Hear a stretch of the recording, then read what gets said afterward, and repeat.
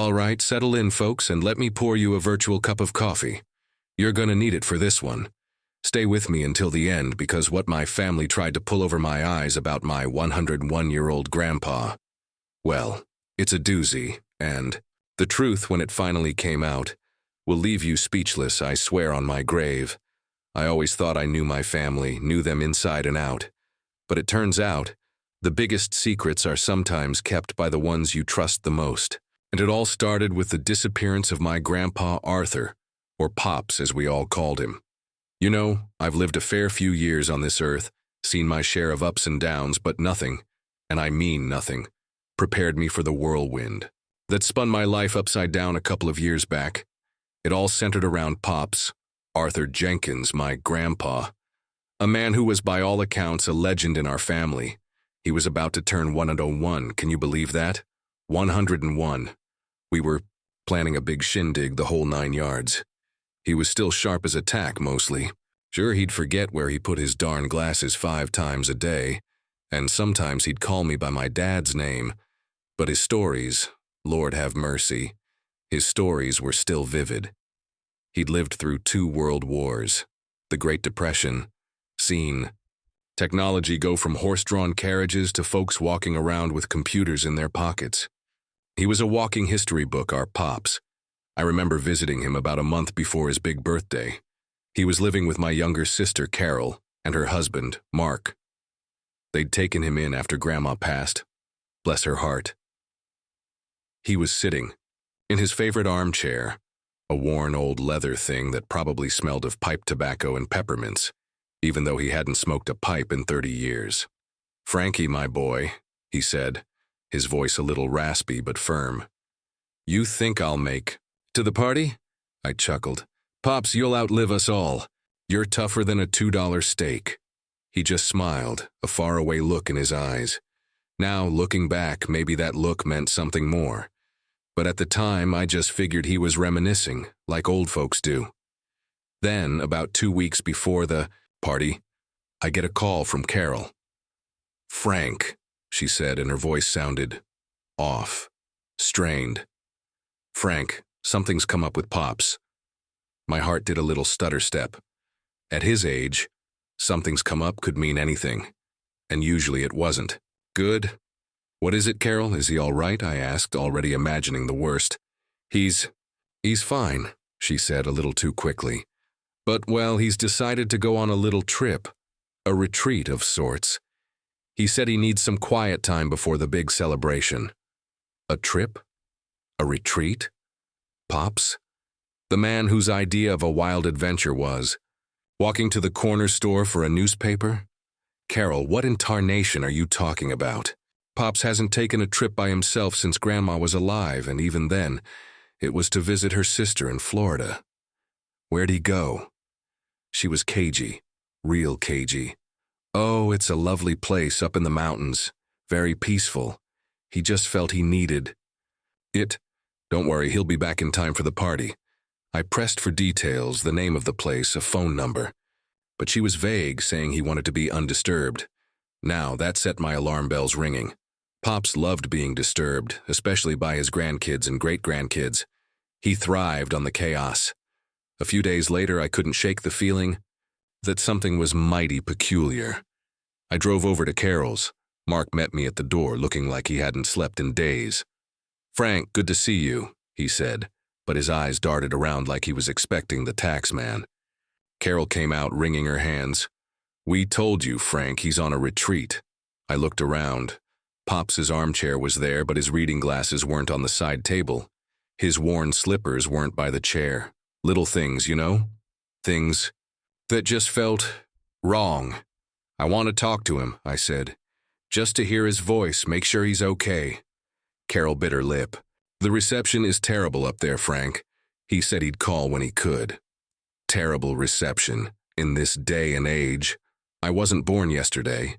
I pushed a little harder, my voice getting a bit louder than I intended. "Carol, this doesn't make any sense. 100-year-old man, almost 101, just ups and goes on a solo retreat to a place with no phone service right before his huge birthday bash. Do you hear how crazy that sounds? That's when my mother, Martha, Pop's only daughter, walked in. She'd been staying with Carol to help with Pops, or so I thought. She was 85 herself, but still a formidable woman. "Franklin," she said, her voice stern, the one that always made me feel like I was 10 years old again and caught with my hand in the cookie jar. "Your sister told you. Your grandfather wanted some peace and quiet. He's an old man. He's earned. Now you're upsetting Carol, and me." The way she said it, so final, so practiced, it was like they'd rehearsed this.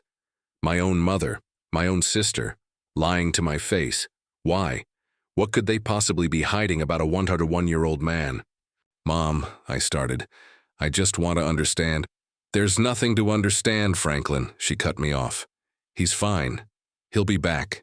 End of story." She turned away, dismissing me. Carol wouldn't meet my eye. Mark just stared at the floor. Left that house with a knot in my stomach the size of a grapefruit. Something was rotten in Denmark, as they say. Back in my day, family didn't keep secrets like this. Or, if they did, they were better at it. This felt clumsy, desperate. I drove home, my mind racing. What could it be? Was he sicker than they let on? Had there been an accident?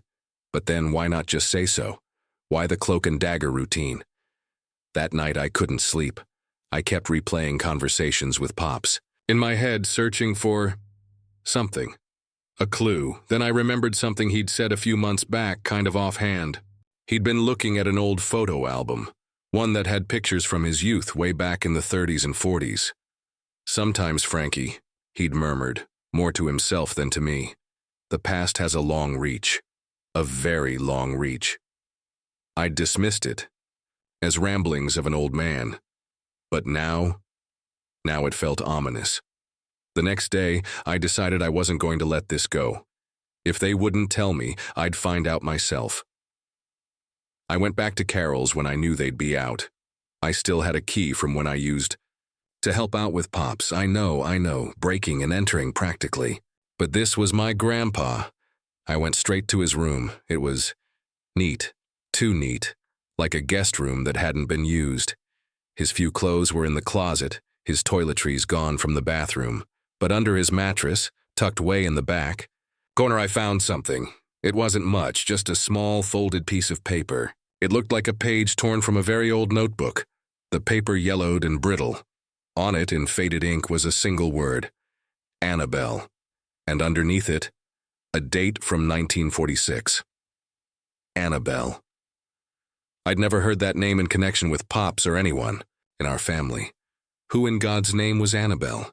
And what did she have to do with my grandfather's sudden vanishing act? It wasn't much, but it was a start, a very unsettling start. I felt a shiver go down my spine.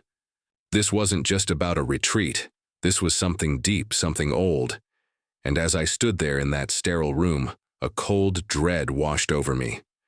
I had a terrible feeling that the Pops I knew, the man who'd told me bedtime stories and taught me how to fish, might have a whole other life I knew nothing about. And what if that life had finally caught up with him? The implications were staggering. My mind was reeling. Annabelle. 1946. What did it mean? I had to talk to my mother again, but this time I wouldn't be so easily dismissed. I drove straight to her house, the little piece of paper clutched in my hand like a lifeline. She was surprised to see me, even more so when I showed her the note. Her face, folks, her face went pale. I mean sheet white.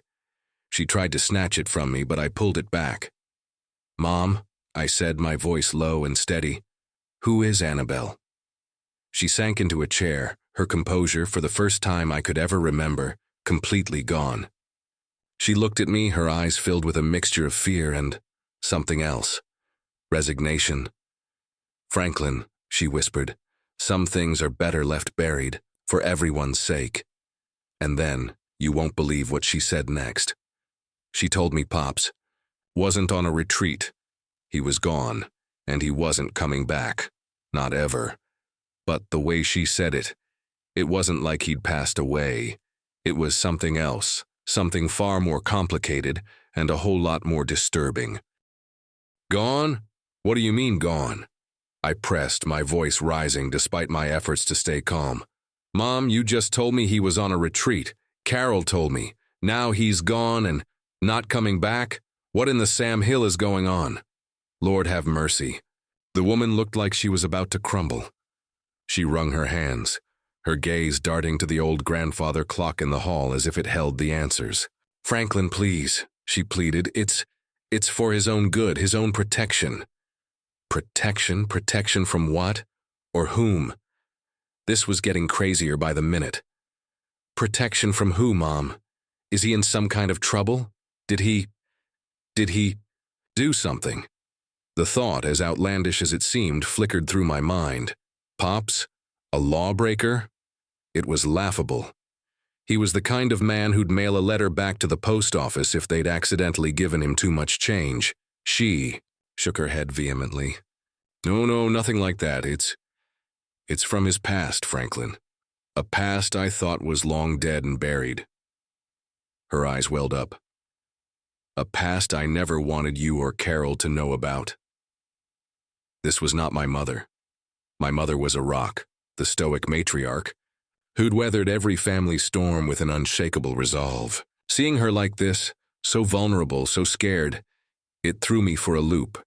But it also hardened my resolve.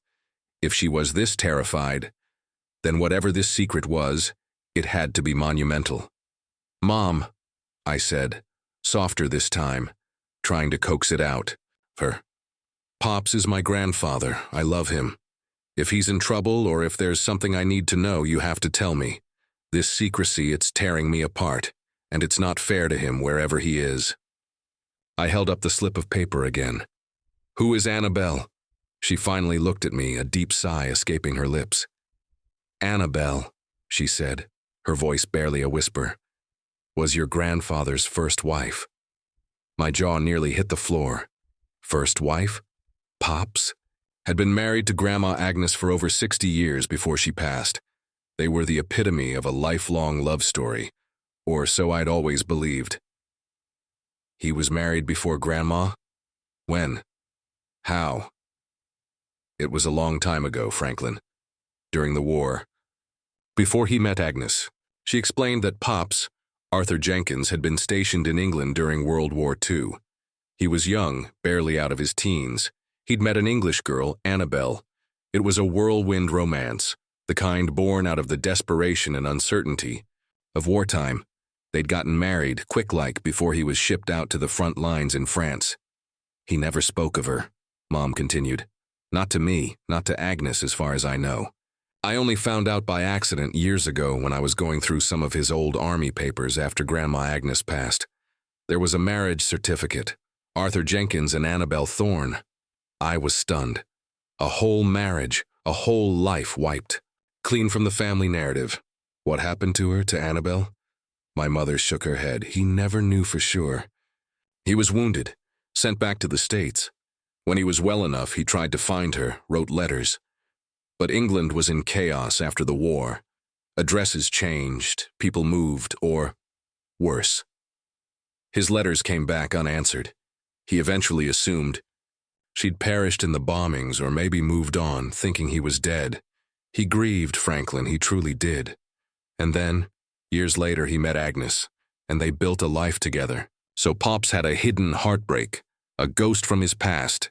It was a shock, sure, but it didn't explain his current disappearance. Okay, I said, trying to process this. So he had a first wife named Annabelle. That's a lot to take in. But what? Does that have to do with him vanishing now, 75 years later? Did she suddenly turn up? My mother looked haunted. Not Annabelle herself, no. We believe Annabelle passed away many years ago, but a few months back Pops received a letter. It was from England, from someone claiming to be Annabelle's grandson. My head was spinning. A grandson? That meant Annabelle had had a child. Pops's child? Hold on, I said, trying to keep up. Are you saying Pops might have had a child with Annabelle? A child he never knew about? We don't know for sure if it was his child, Mom said, her voice trembling. It was from a lawyer. It said this man, this grandson of Annabelle, was trying to trace his family history. Annabelle had apparently told her child that their father was an American soldier, Arthur Jenkins. She'd lost touch with him during the war. This lawyer was inquiring if our Arthur Jenkins was the same man. And was he? I asked, though I already suspected the answer. Did Pops respond? Yes, Mom said. He was shaken. He wrote back cautiously, confirmed some details, and then things got complicated. This grandson, his name is James, apparently. He wanted to connect. He even talked about visiting. My mother's face was tight with anxiety. Pops was in turmoil, Franklin. He didn't know what to do. All these years, he thought that chapter of his life was closed. He loved Agnes with all his heart. He felt disloyal, even thinking about this other life, this other family. So where is he now, Mom? I asked again. Did he go to England to meet this James? She shook her head. No, he couldn't face it. He was afraid. Afraid of what it would mean, what it would stir up. Afraid of dishonoring Agnes's memory. And then she hesitated, tears welling up again. Then James wrote again. And this time the tone was different. It wasn't just about connecting. It was about an inheritance. Inheritance? Now we were getting somewhere. Or somewhere stranger anyway. What inheritance? Apparently, Mom whispered, Annabelle came from a fairly well-to-do family. Nothing grand, but comfortable. When she passed, she left everything to her child, and then it passed to James. But there was also a small trust, something set up by Annabelle's parents, that was specifically for Annabelle and her husband, Arthur Jenkins or their descendants. It had just been sitting there, accruing interest for decades because no one could find Arthur Jenkins. Until now, James's lawyer said it was a considerable sum. A considerable sum of money. Suddenly, the protection angle started to make a twisted kind of sense. So this James, he's after money? I asked. Is that why Pops disappeared? Are you hiding him from this grandson? My mother nodded miserably. Pops didn't want the money. He said it felt wrong. He just wanted to be left alone. But James, or rather his lawyer, started getting more insistent. They were talking about legal claims, about proving paternity if necessary. Pops was terrified. He's 100 years old, Franklin. He can't handle that kind of stress. He thought if he just disappeared, they'd give up. So where is he? I demanded.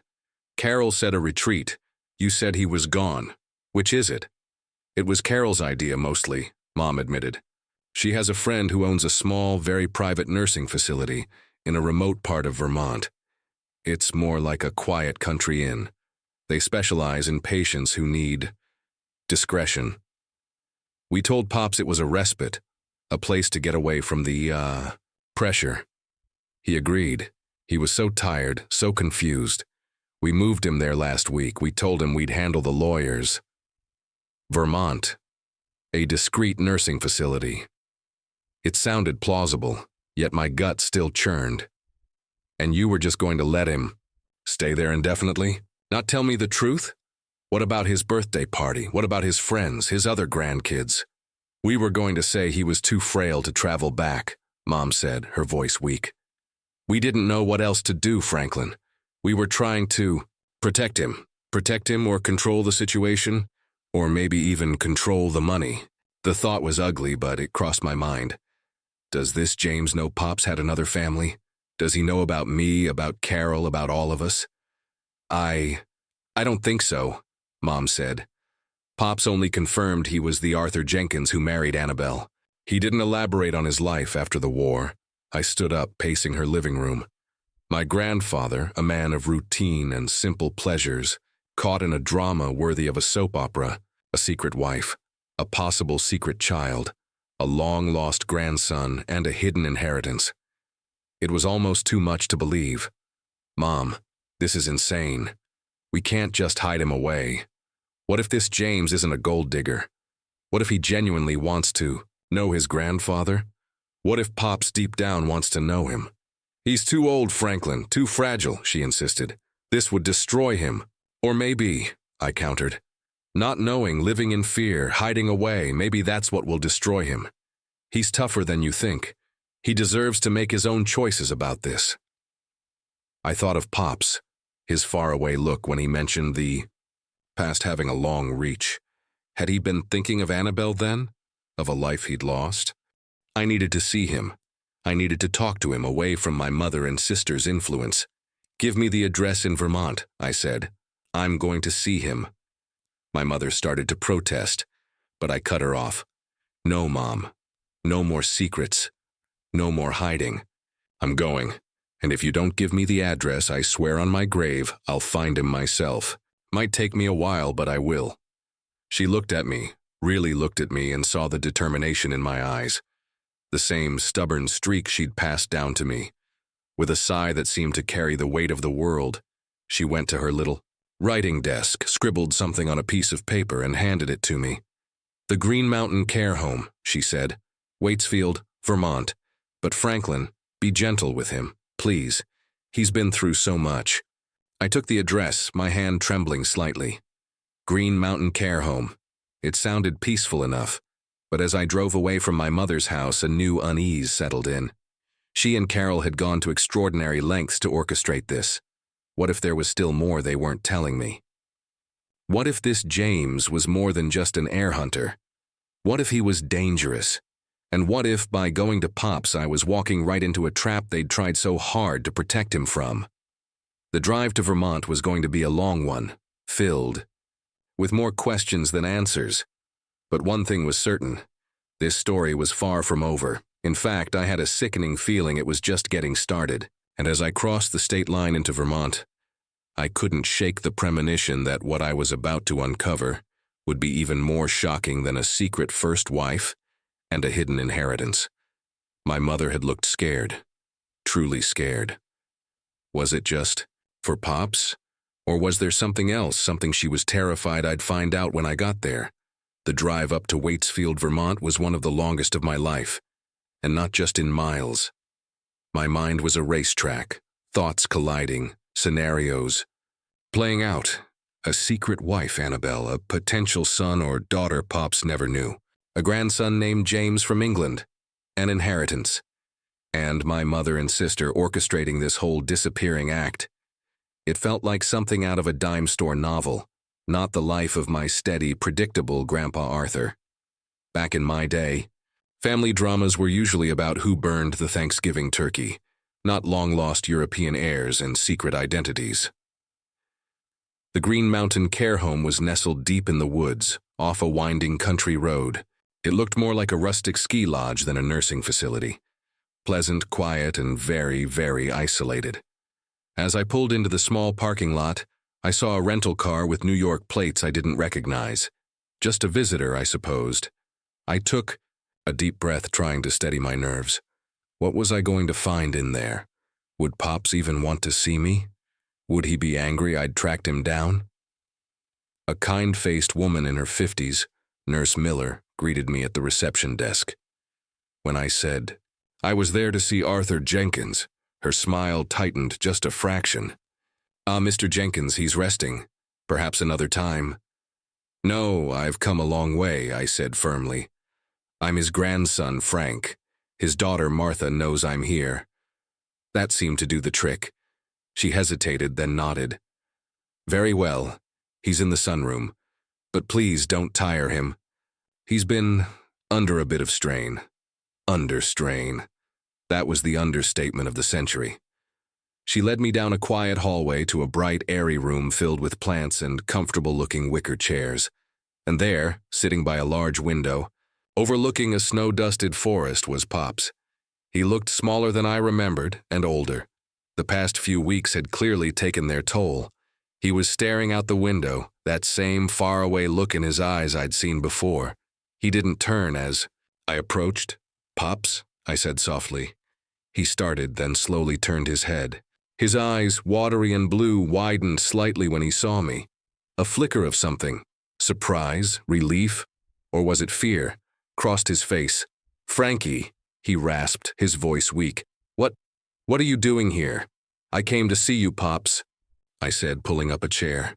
Mom told me everything, about Annabelle, about James, about the inheritance. He flinched at the names, then let out a long, shaky sigh. Your mother. She shouldn't have. It's my burden to bear. It's our burden, Pops, I said gently. We're family. You don't have to go through this alone. He looked at me, really, looked at me, and I saw the deep weariness in his eyes. I'm so tired, Frankie, he whispered. I just wanted it all to go away. I never meant for any of this to happen. Annabelle. She was a sweet girl, a lifetime ago. I truly thought she was gone. We talked for a long time. He told me about Annabelle, about their brief, intense wartime marriage, how he'd searched for her, how he'd eventually given up hope, how he'd met Grandma Agnes and found happiness again, a different kind of happiness, solid and enduring. He'd buried the memory of Annabelle deep, a painful secret he carried alone. Agnes was a good woman, Frankie, he said, tears welling. I never wanted to disrespect her memory. This feels like a betrayal. Pops, I said. Grandma Agnes knew you loved her. Nothing can change that. And Annabelle, that was a different time, a different life. You were both so young. It was war. He nodded slowly. But this grandson, James, he wants money, doesn't he? That lawyer of his, he sounded like a shark. Maybe, I conceded. Or maybe he just wants to know where he came from. Maybe he wants to know his grandfather. Pops looked conflicted. I'm an old man, Frankie. Too old for new family. Too old for all this drama. Just then Nurse Miller came in. Mr. Jenkins, you have another visitor. My heart thumped. Another visitor? Who? She stepped aside and a man walked in. He was probably in his late 40s, medium height, with sandy hair and keen blue eyes. Pop's blue eyes. He was holding a small, slightly battered suitcase.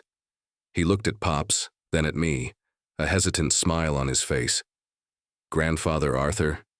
He said, his accent distinctly British. I'm James Thorne. It's an honor to finally meet you. Well, I'll be. Lord have mercy. It was him, the mysterious grandson.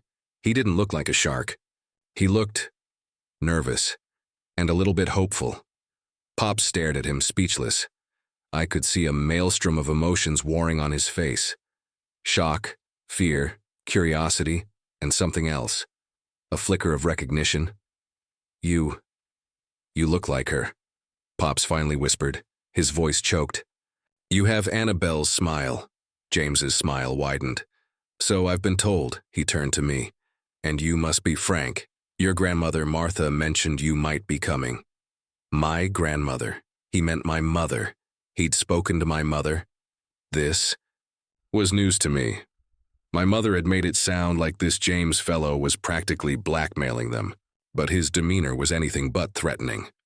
My mother told you I was coming, I asked, confused. Yes, we spoke on the phone yesterday, James said. She was very protective of Arthur, understandably. I assured her my intentions were honorable. I'm not after money, if that's what you're thinking. He gestured to the small suitcase he'd placed on the floor. This was my grandmother Annabelle's. It has letters, photographs, things she kept, things I thought Arthur, you, might want to see.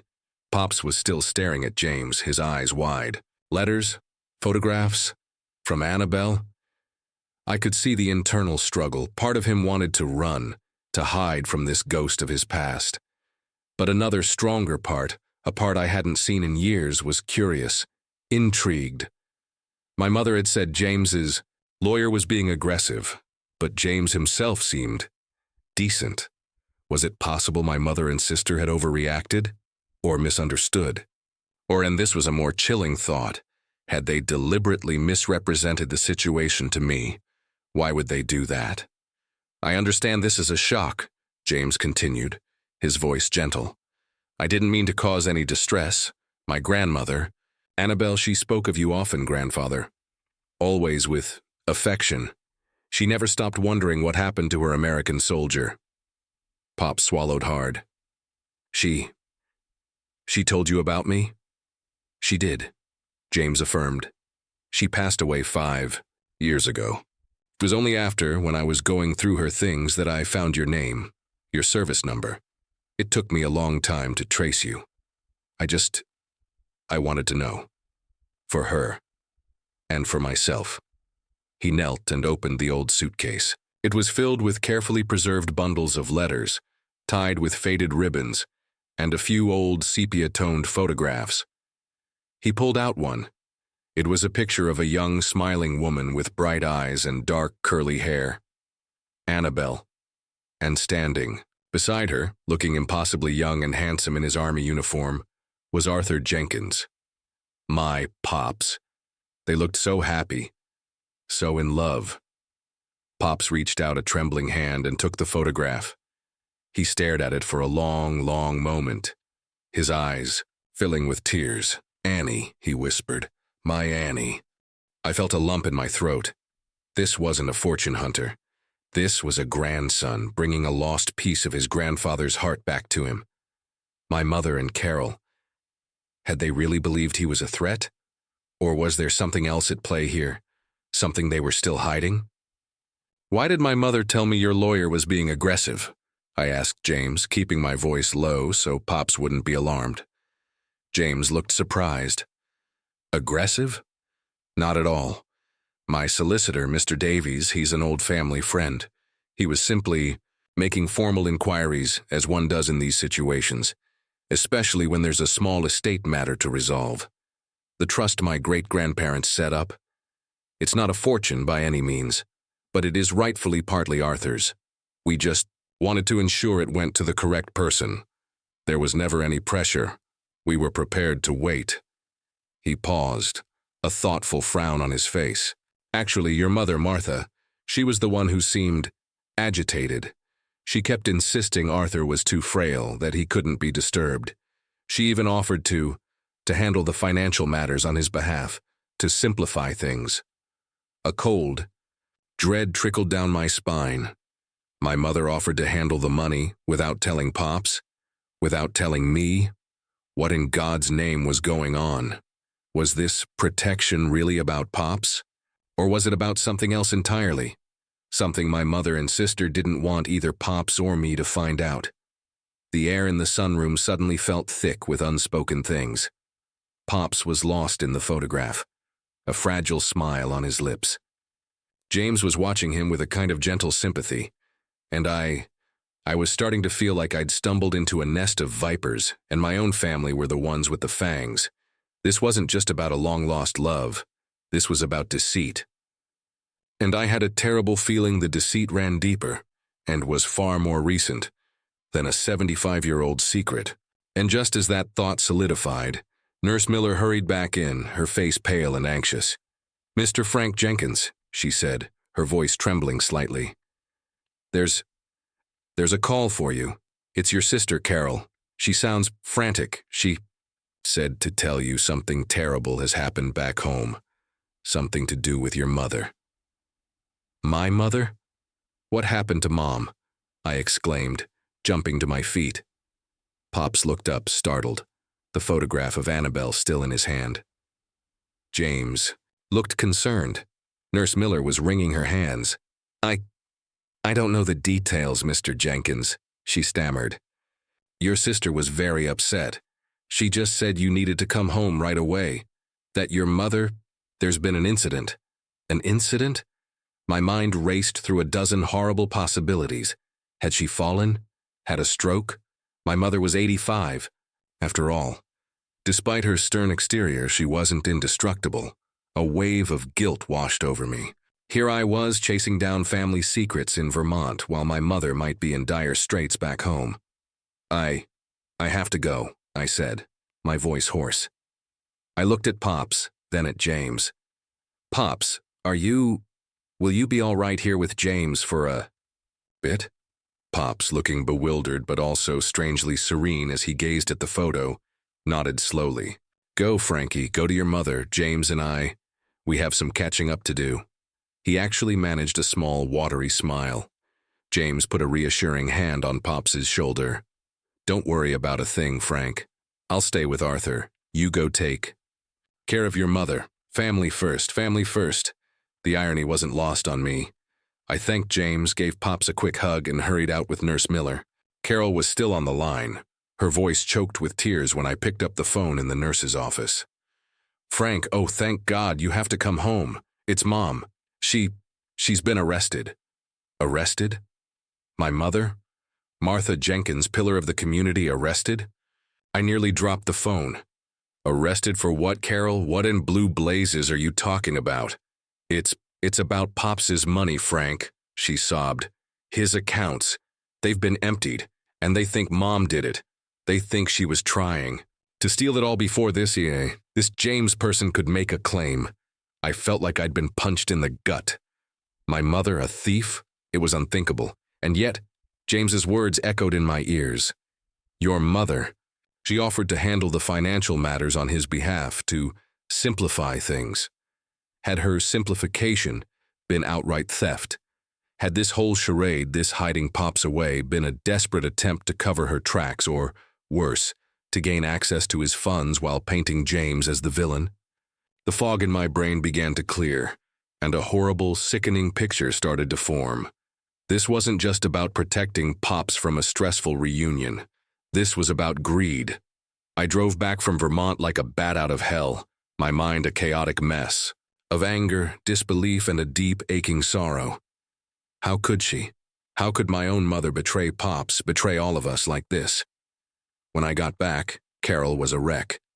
She explained that after I'd left for Vermont, she'd had a terrible feeling. She knew Mom had been acting strangely about Pops's finances ever since the lawyer's letter about the inheritance arrived. Mom had power of attorney for Pops, given to her years ago when his eyesight started failing, just to help him pay bills. Carol, consumed by guilt over the lies she'd told me and the way they'd whisked Pops away, had decided to call Pops's bank, just to check on things. That's when she discovered that significant sums of money had been transferred out of his accounts over the past few weeks, moved into an account solely in Mom's name. Panicked, Carol had confronted Mom. Mom had broken down, confessed she'd borrowed the money, intending to pay it back. She'd gotten into some bad investments, lost a chunk of her own savings, and saw Pops's windfall as a way out, especially after she heard about the English inheritance. She figured Pops wouldn't miss what he didn't know he had from that source. She'd planned to tell James that Pops had no assets, hoping he'd go away. But then someone at the bank, suspicious about the large, sudden withdrawals from an elderly client's account, had flagged it. The authorities had gotten involved, and now my mother was facing charges of elder financial abuse. It was a nightmare. The family name dragged through the mud, Pops's trust shattered. My image of my mother, an upright, honest woman, was in ruins. The next few weeks were a blur of lawyers, shame, and heartbreak. Mom was released on bail, a shadow of her former self. She was devastated, humiliated, and finally, remorseful. She'd made a terrible, terrible mistake, driven by panic and a misguided sense of entitlement, perhaps, or desperation. She said, she never meant for it to go this far. The most difficult part was telling Pops. James, bless his heart, had stayed by Pops's side.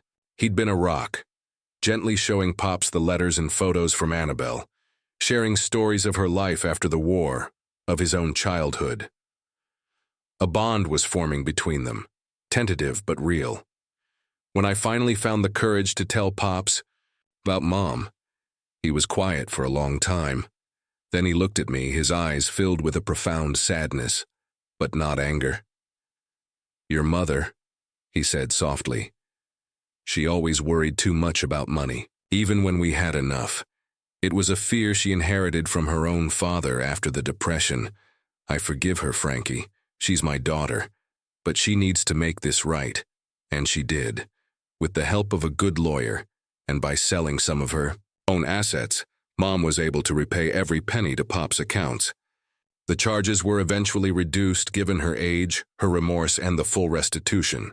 She had to do community service, and the shame was a heavy sentence in itself. But she faced it. She apologized to Pops, a tearful, heartfelt apology that he accepted with grace. She even apologized to James, who, to his immense credit, showed nothing but compassion. He said Annabel would have wanted forgiveness. As for the inheritance from England, it turned out to be a modest sum, as James had said. Enough for Pops to live comfortably, but not a king's ransom. Pops, with James's help, decided to donate a portion of it to a war veterans charity in Annabel's name. The rest, he said, he wanted to use to bring his families together. And that's exactly what happened. Pop's 101st birthday party, though delayed, finally took place, and it was bigger and more special than we could have ever imagined. James flew over from England, bringing his wife and 2 young children, Pops's great-grandchildren he never knew he had. They met Carol's kids, my kids, all the American great-grandkids. It was a noisy, chaotic, wonderful celebration of life, of family, of new beginnings. Pop sat in his armchair, no longer looking lost or tired, but beaming, surrounded by generations of his family, both old and new. He held Annabel's photograph in one hand and held hands with James's, little girl with the other. My mother and sisters slowly began to heal their relationship with Pops and with me. It wasn't easy. Trust, once broken, takes a long time to mend. But we were family. And as Pops always said, back in his day, family stuck together through thick and thin. This was certainly the thinnest of thins we'd ever been through. Pops lived for another 2 years after that, 2 years filled with a new kind of joy. He corresponded regularly with James and his family, video called with his English great-grandkids. He shared stories of Annabel with us, no longer with pain, but with a gentle nostalgia. He even started telling stories about his time in England, things he'd kept locked away for decades. It was like a whole part of him had been reawakened. When he finally passed, peacefully in his sleep at 103, it was with the knowledge that his life, in all its complicated, unexpected glory, was complete. He left behind a legacy not of secrets and betrayal, but of love, forgiveness, and the surprising ways the past can sometimes heal the present. The money in the suitcase, Annabel's suitcase, turned out to be her letters and photos, treasures, far more valuable than any currency. So that's my story. A wild ride, wasn't it? It just goes to show, you never truly know what secrets lie hidden in your own family tree. And sometimes, the biggest shocks can lead to the most unexpected blessings. What about you? Has your family ever hidden a whopper of a secret? And do you think you could have forgiven my mother in Pops's shoes? Let me know your thoughts down in the comments. I always love to hear what you think. And hey, if you enjoyed this trip down memory lane and want to hear more, tales from an old fella who's seen a thing or two, do me a favor and hit that like button. And be sure to subscribe so you don't miss the next one.